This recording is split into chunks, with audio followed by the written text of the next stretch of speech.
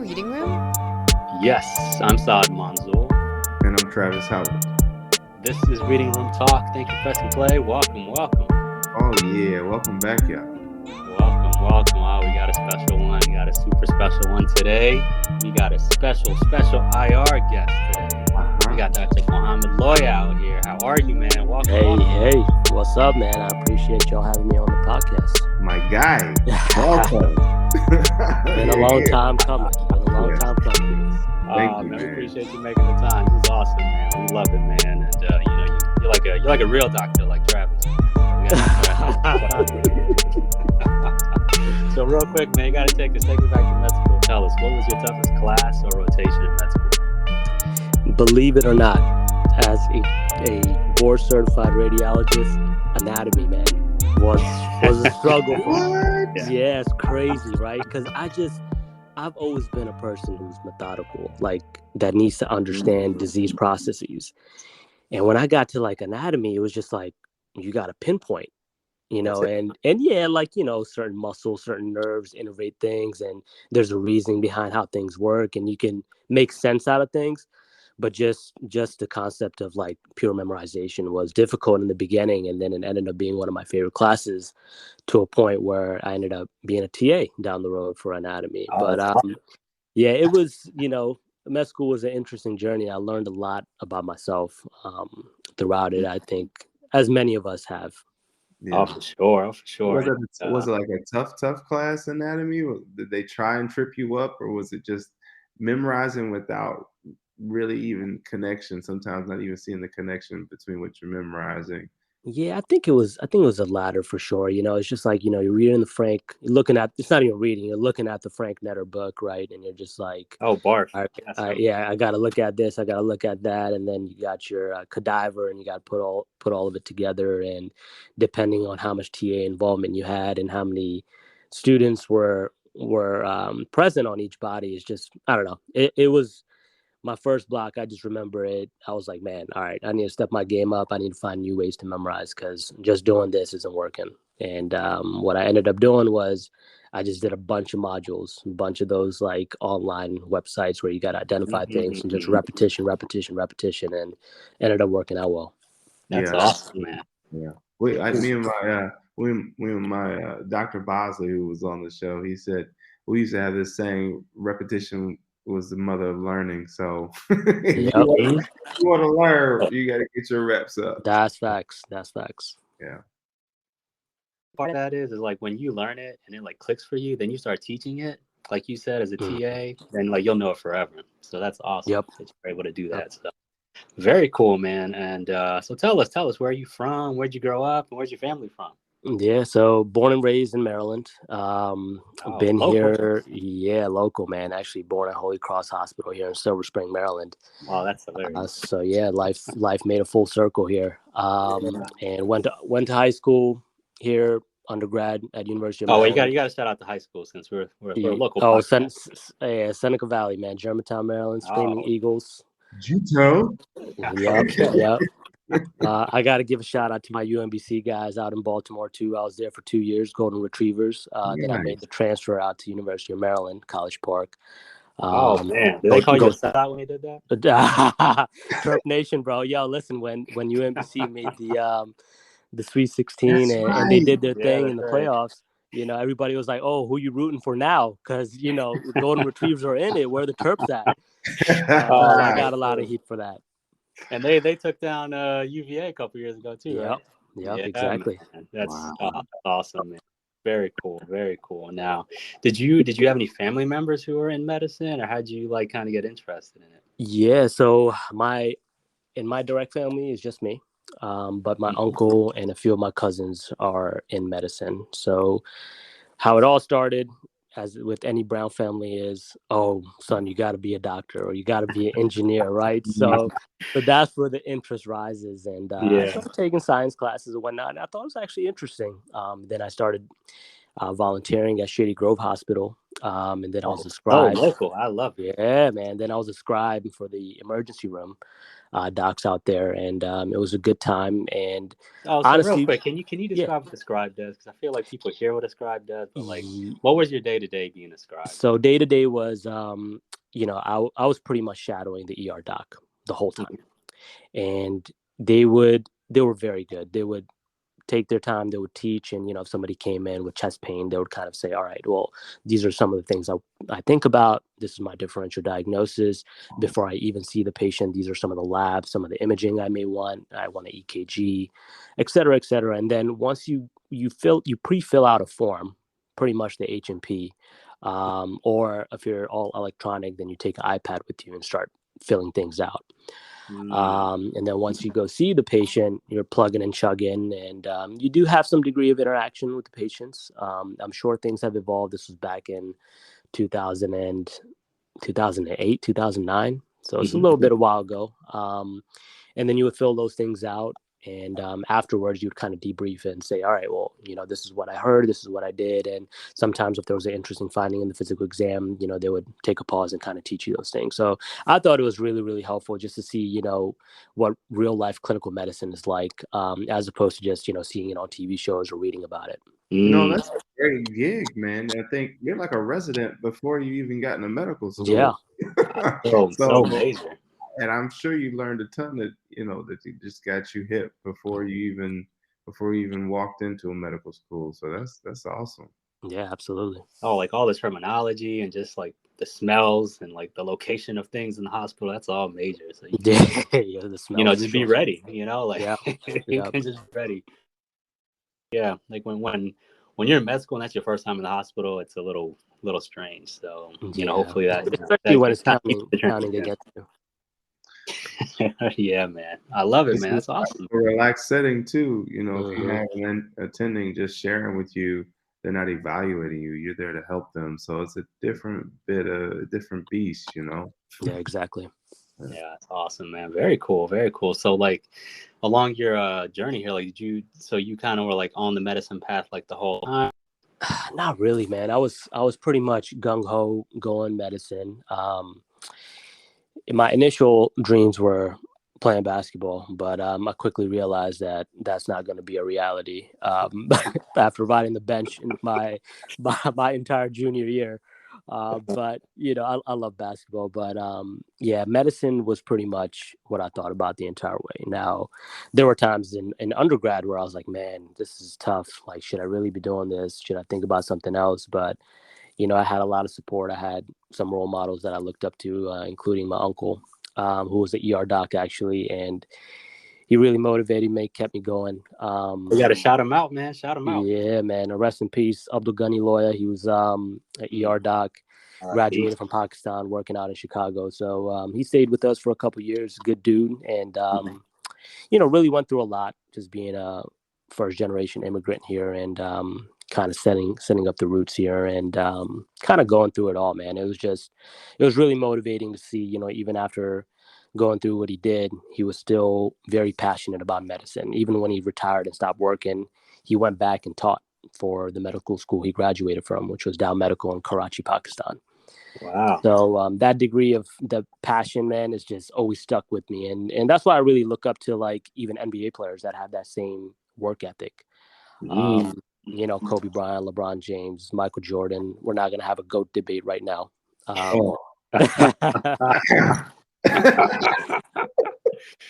I try to replicate that as much as possible. Obviously we have a life outside of medicine as well, but try to replicate it as much as possible in the work I do. No, that's good, man. It's a good comparison, because I feel like the amount of work that you have to do, it's very similar. Like you have to do a lot of work behind the scenes, and then a lot of the stuff that you're doing people don't see. Like a lot of studying that you're doing people don't see. So like when you're like actually in the hospital doing something, like this is after like years and hours and just a long time of training. So I think it's very, very similar. Like being an athlete, like being a doctor, very, very similar. I agree.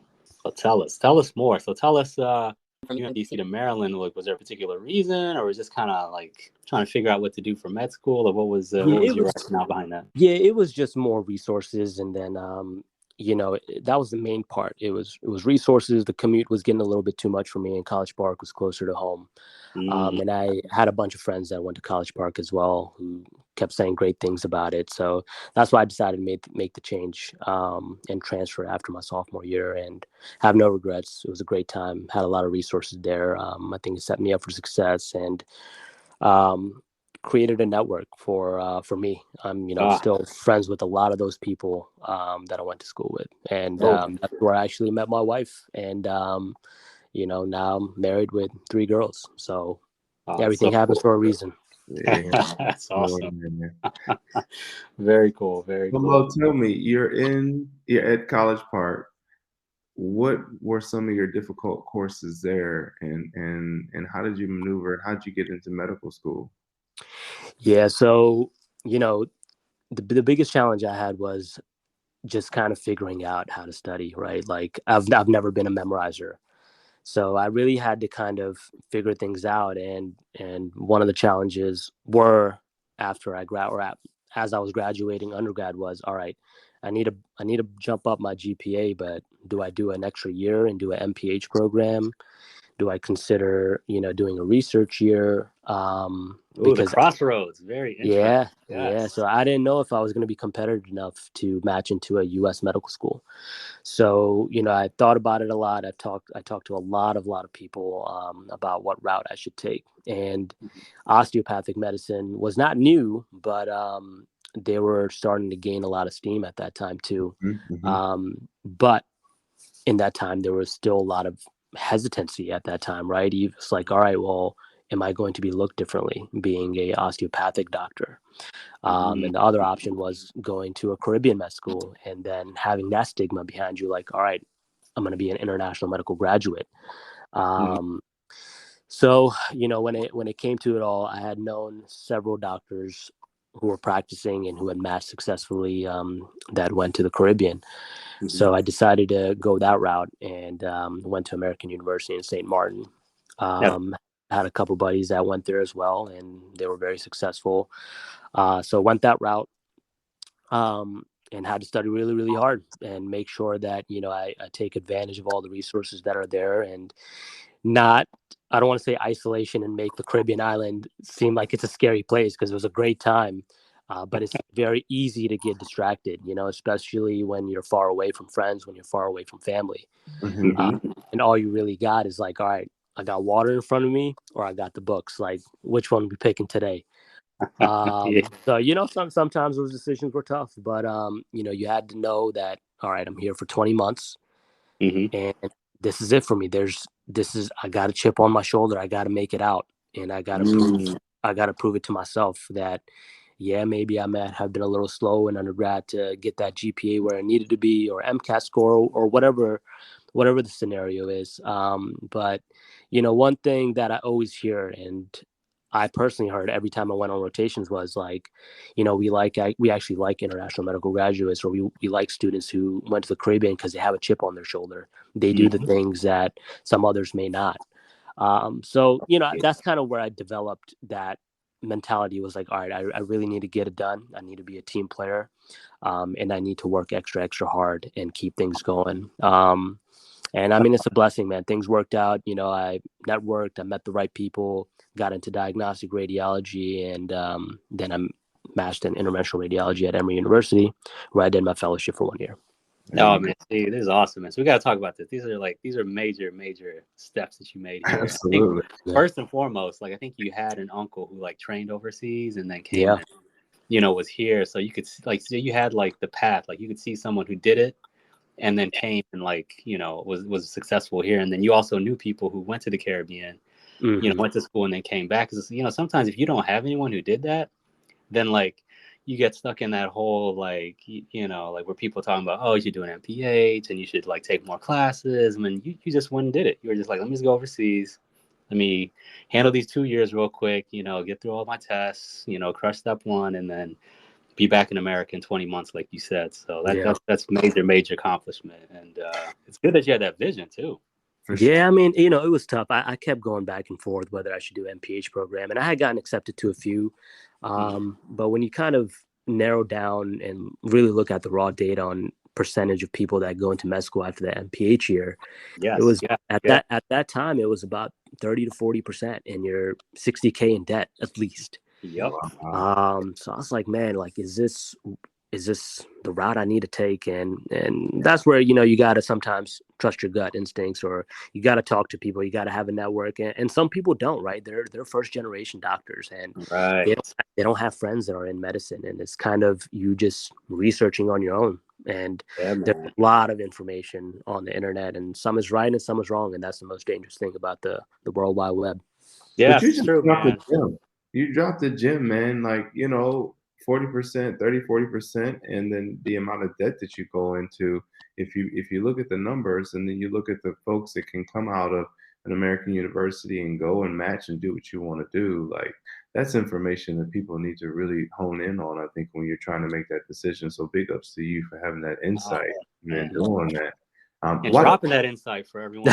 Like people who don't have like the resources to talk to people like yourself. I mean, it's important for you to put that information out there, because I mean, I remember kind of being in a similar situation. Like, every sophomore, junior, feel like your GPA is high enough, you start looking at different options, and everything you read about the Caribbean is like negative.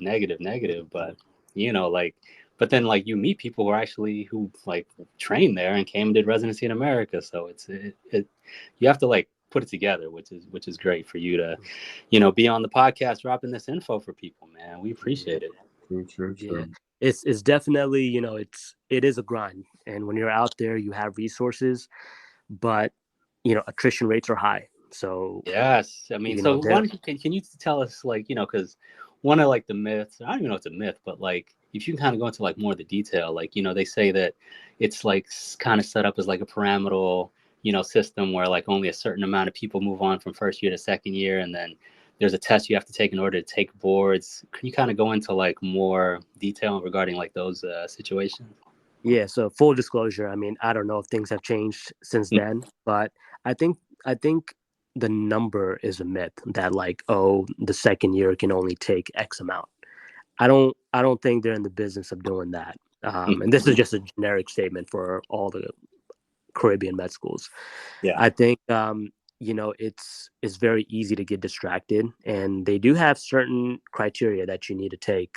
Some Caribbean schools do have tests that you need to pass. But we had a very standard course. It was, you took 3 to 4 classes, and you took your final exams. You took your exams, obviously your block exams, and you needed a certain percentage. You just needed to pass to go to your second year.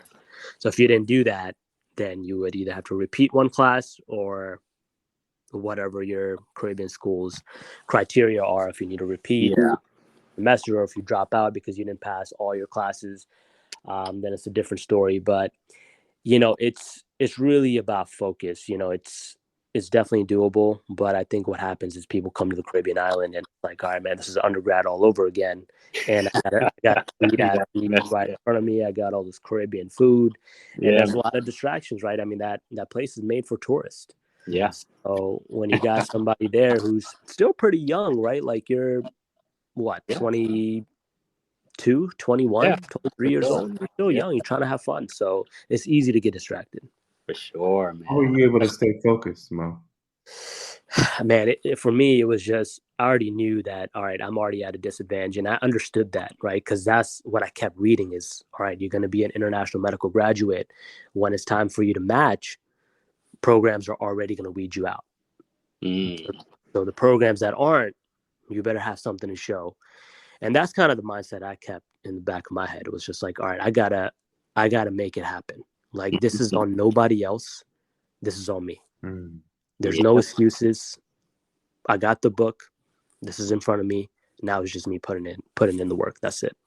Yeah. Oh, that's awesome, man. So I mean, you basically, you did like the impossible, basically. What people would say is like, you went to, Caribbean school, but then you ended up matching into radiology. So you got to kind of describe that whole process to us. Like, how did you make that happen for yourself? Because that's a major accomplishment. Not most people even have like, the audacity to think to do something like that. So how did you make it happen? Yeah. So, I mean, it was a lot of unknowns, but after I studied really hard for step one and did well, then that really opened up doors for me. And this was back when we still had scores. And as you know, now step one is pass fail. So, so that really kind of opened doors for me, right? Then I could start thinking, all right, I can apply to internal medicine, I can apply to diagnostic radiology, I can apply to this or apply to that. So then it was about me just kind of narrowing down what I really enjoyed. And I knew that I wanted to do something hands-on. I didn't think I liked surgery. I did a surgery rotation. That was my first rotation. And more oftentimes than not, like, you know, a lot of things we did was, it was all preoperative planning, and we kept looking at imaging. And we would also take that imaging and then we put it together with the clinical picture and kind of come up with a treatment plan. So that part I thought was very fascinating. Very cool. And then we had a few patients where like nobody knew what was going on, and who did the doctors go to? Right, the doctor's doctor, the radiologist. Baby. Yeah. So that's when I was like, man, this is kind of dope, man. This is like, you know, you got Batman, Dark Knight situation here. Like I'm feeling this. Oh, I love it. So in the cave. Yeah, right. So then I was like, all right, I'm not, you know, radiology is something that's on the back of my mind. And then my next rotation was internal medicine. I truly enjoyed GI pathology and GI physiology, and that was something I was looking forward to rotating through. So that was like one of my high priorities. So that was like, all right, internal medicine, if I get that, I'll do GI. Then I had my diagnostic radiology rotation right before application time, and it was a great rotation. I did it in Long Island, New York, where I ended up actually matching for residency. So I did my rotation there and had a great time. Shout out to my program director, Salman Shah, out there. Great dude, big time mentor for me, and helped me kind of navigate through everything and, you know, set the expectations straight about what interventional radiology is and what we can do.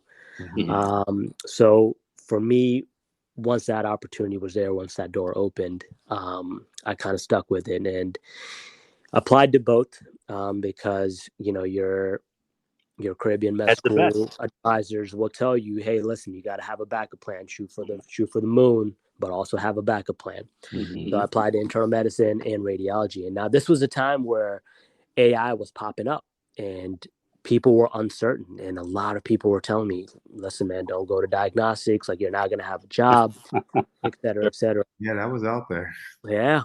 Still out there. So I hit up one of my mentors and I was like, what should I do? And he was like, listen, if you're good at something, your job is not going to be taken away from you. And I don't know why, like, it sounds so cheesy, right? It does. But I don't know why. I was like, yeah, you're right. And I stuck with it. And I'm glad I did. So I ranked my radiology programs at the top. And then I had my internal medicine programs, and things worked out, man. And then you gotta tell us, what was that situation like? You getting that info that you matching the radiology? How did you feel? And I didn't even believe it at first. I didn't even believe it at first. And I was scared to tell people that I had even interviewed for radiology, because I was like, man, there's no way I'm going to match into this. So, you know, once I got it, I was just like, goodness, man, this is a blessing. Man, it feels like, I'm sure it felt like you just, you know, just kind of like makes you feel like all the decisions you made were like the right decision. You know? I know. It's just like, you know, you start to piece things together. You're like, all right, well, I went to the Caribbean to rotate at this hospital. This hospital now matched me. And now from this hospital, I met this person who put in a work for this person at Emory. And then I got into Emory. And then at Emory, Shreyas Patel, shout out to him. He was a fellow 1 year above me. And then he put a word for me at MAPMG. And now here I am. There you go. You know what? I think, Mo, that says so much about who you are and the people you come in contact with, and how they respect you and the hard work that you do, and so many other things about you other than a test score or a GPA or those things that are put, you know, in an application. I personally enjoy working with you, man. Outstanding interventional radiologist, brings some good energy, some excellent bedside manner, some wit, some ingenuity. Man, it's up on the literature. I can go to Mo and ask him what's the latest and greatest. And I love that about him. I appreciate that, man. Yeah, I mean, I'm going to use this, you know. I also notice that you're a man deeply rooted in your faith. and you take the time to pray. And I respect your commitment to that, in spite of how it may be perceived by some. And so I don't know, maybe you can talk a little bit about that, because I think, there are probably applicants out there, people who might struggle with, having a different how their practices may be perceived by their attendings. Yeah, absolutely. And that's a great question. I think, the mindset I have and the belief I have is you gotta be firm and stand what you believe for. So if religion is a top priority for you, as it is for me, I try to ensure that I'm clear in my communication, right? Like I'm not, we as a Muslim, we have Friday prayers. So I'm not going to sneak out and kind of just go pray, right? I'm going to make it known, like, hey, listen, I got Friday prayer at this time. And when I was a trainee, I'll just say, hey, is it okay if I step away for 30, 40 minutes to go attend? And I never really got pushback from any faculty, from any of my colleagues ever, because they knew the work I brought in, right? Like I was always present. I was always available, right? The 3 A's of success that everybody talks about, being available is number one, right? Being amicable is number two, being friendly. And then the third one, and the least important one, is able, right? Are you able to do your job? But I pride myself in being available, being responsive and having communication with my colleagues and faculty at that time. So I'm a firm believer in that. If that's important to you, you definitely don't hesitate, whether it's on rotations, whether it's in medical school, or even in residency. Like, do not hesitate to just let your attending know, hey, like this is required of me to do. Is it okay if I take my lunch break during this time? And sometimes, like, to be quite honest, it's not easy for you to leave for Friday prayer, especially when you're in a specialty where you're a proceduralist and you're doing procedures, and there's Fridays that I miss. And that's okay. It's all about the intention. And if you do that and you feel satisfied with yourself, that's the most important thing. Yeah, that's great, man. Shout out to your strength to just do that and let people know straight up. I don't know that everyone has that strength to tell their supervisor or their attending or their senior resident or whatever what's going on. But I hope that they are encouraged after hearing you and how you do it. So thank you.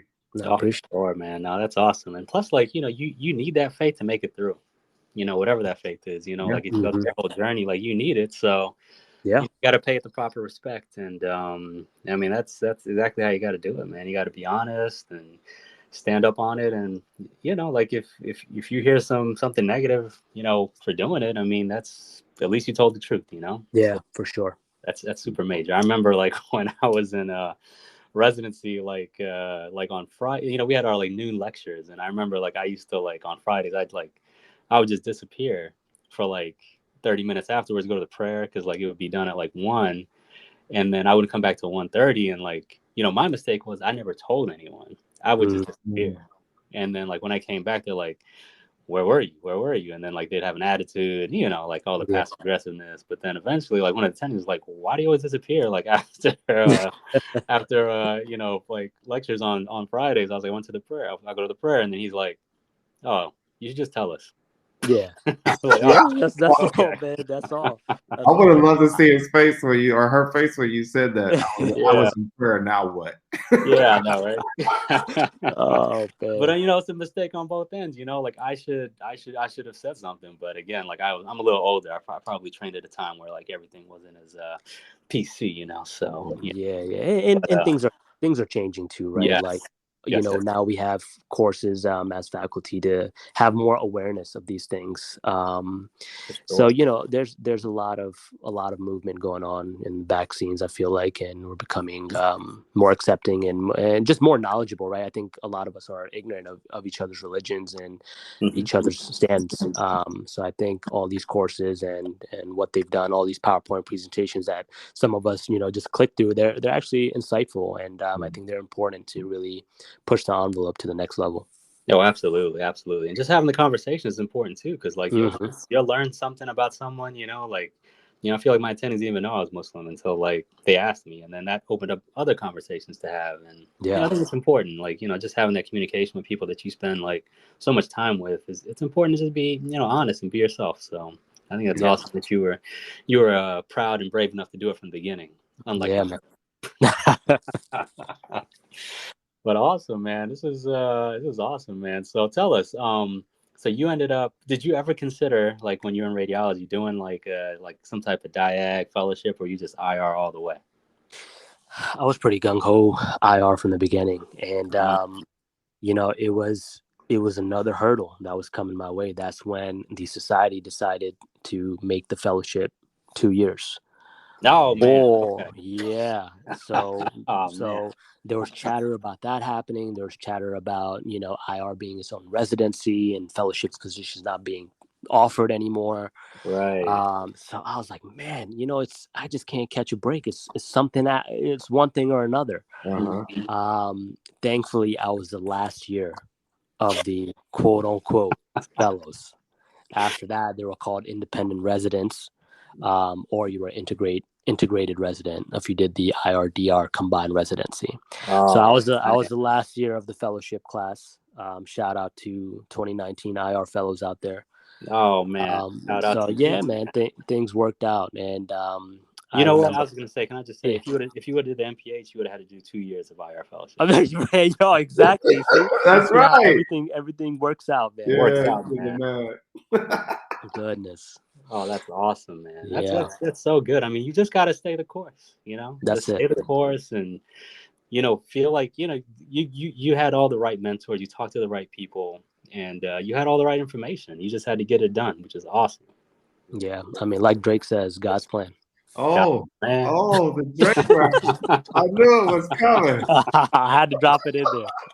Oh man, I love it. Oh, it's so good, man. Mo, tell me the most difficult thing you faced, and how did you overcome it throughout your journey thus far? Let's see, man. That's a great question. You're talking about medical, probably, right? All of it. Yeah, all of it. All of the life. All the way back to the time, I remember Mo was telling me, I worked with him one day, he was telling me how his dad made sure he was stayed on the straight and narrow and made sure he was doing what he's supposed to do. And big family, man. A lot of respect. I respect that a whole lot, But you had some pressures. You had to juggle, and it's like, so I know you face some adversity, and I know you can help those. Yeah, no, definitely. I think one of the biggest turning points in my life was when I had my first daughter, and I was still a resident. I was studying for boards at that time, and that was kind of the biggest hurdle. Was like, all right, I need to learn to stay the course, get through this, right, and fellowship interviews and whatnot, and also be a good father. And I think balancing that out was tough. Yeah. And my wife was great in handling that. We had a lot of support from our parents as well. But it's easy to be very passionate about what you do, right? Especially when you've been doing it for so long, especially us as doctors. And I don't know, man, I love IR. Like, when you're doing procedures, it's just like a adrenaline rush, right? It's just second nature. And I kept getting caught up in that. And I had to take a step back sometimes and say, all right, like, I love IR, but I also need to spend that same energy and time with my family. And I think that really put things into perspective. COVID happening here really helped me kind of realize things too, especially when a lot of family members, a lot of close ones were passing. It really put life into perspective and showed what's important and what's not. Yeah. Oh man, that's so true. It's hard. It's really hard to balance. I feel like my generation, younger, we really want to be active dads, and we want to be a part of our kids' life as much as we can. And it's hard sometimes to balance that career mindset and also being just as good of a father or putting more energy where it belongs. So it's not easy. Nope. It's a balancing act. It really is. You got to be very, very careful with your time and the energy, like you said. So, I mean, it's always a work in progress. Yeah, for sure. You need 3 A's for parenting too. Yeah, right. That's right. Oh man, this is awesome, man. We appreciate you making the time, man. We'll get you out of here on this one. So tell us, what would you tell someone who's struggling in, undergrad or med school, trying to make it through? What would you tell them to help them get by? Yeah, I think the most important thing is stay in the course. And when you stay the course and you understand that there's multiple factors that are going to affect what you do, that's when you will truly succeed. If you think that is just a I and team kind of situation, if you think you can get through something just by yourself, it's never going to work out. You gotta understand that, hey, listen, I gotta depend on others, I gotta lean on others, and I have to develop a network, and I gotta be there for my friends and family at the same time. Like, there's got to be enjoyment in what I'm doing outside of what you're trying to achieve. And when you do that, it's a long-term gain. If you don't do that, then you're going to burn out, and it's going to be a short-term gain. Oh man, true facts. I like that. So true.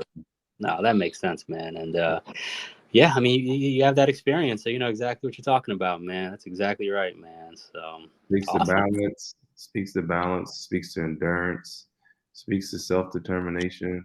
All that's wrapped up in what you said. I dig it.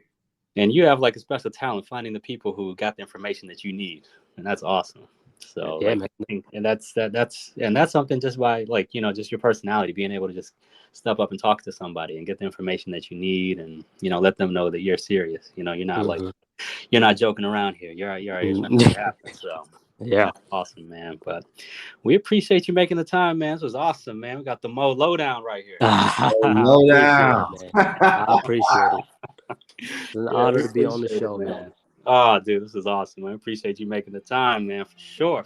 Likewise. So, and everyone, thank you so much for listening. And till next time, stay low and keep firing.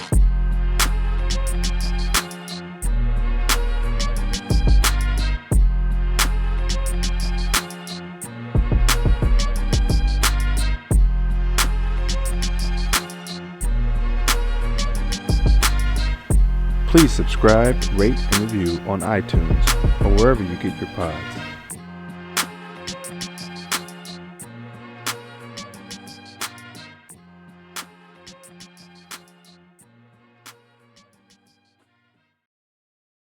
Good, man. That was chill, dude. I liked it. You dropped some gems for sure. Oh man, yeah, man. That was all gems. That was awesome. I like it, man. I mean, y'all set it up. Y'all threw me the assist. I just had to tap it in. Okay.